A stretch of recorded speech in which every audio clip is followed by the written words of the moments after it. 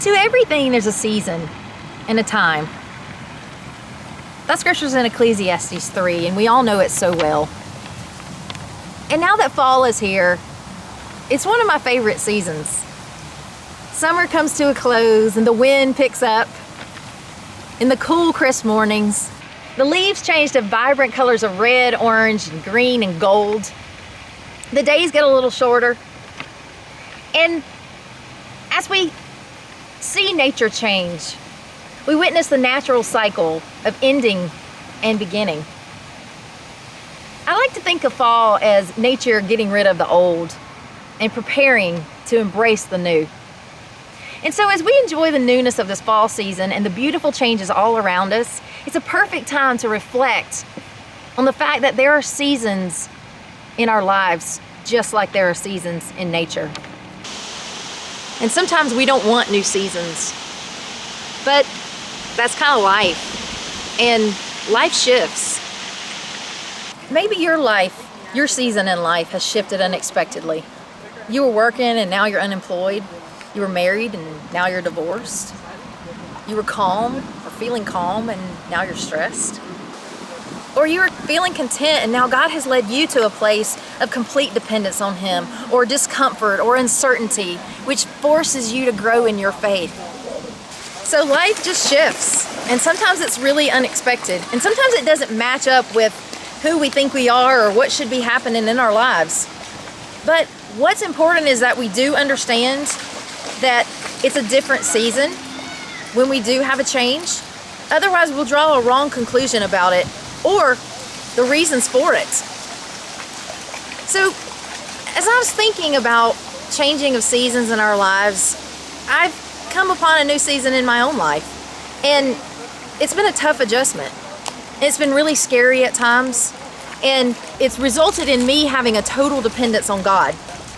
And so as I've taken some time to reflect, because I've had to slow down and I've had to reflect and ask for help during this season, I've realized two important truths, and I wanted to share those with you today because I feel like that maybe they'll help you in every new season in your life. And the first truth is that in every season of our lives, whether we feel it, whether we know it, whether we can see it, whether we understand the season that we're in, whether we like it or not, that God is loving us in it, and that He is trustworthy with our story. And that no matter what's going on in front of you or around you, that He is loving you in this season in your life. And then we need to understand that whether we see fruit in our current season or not, or whether we like it, or whether it's easy or hard, that God is still at work in it, and He's preparing us for something good. So when we face the changes of each season of life, we realize, if we take a look and we reflect, that God does make us stronger in our broken places. If we turn to Him and ask what it is that we want to know, and we have to believe that He's going to show up for us. So I ask you today, are you embracing what He's doing in your current season? Have you asked Him about what He's doing and what He wants you to know about it? Or have you asked Him how He's loving you in it?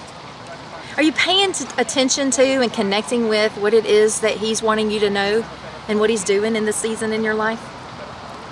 We can trust His timing because He is trustworthy. And we can be sure that He's loving us in each season, though it may be in a very new and different way than the season before.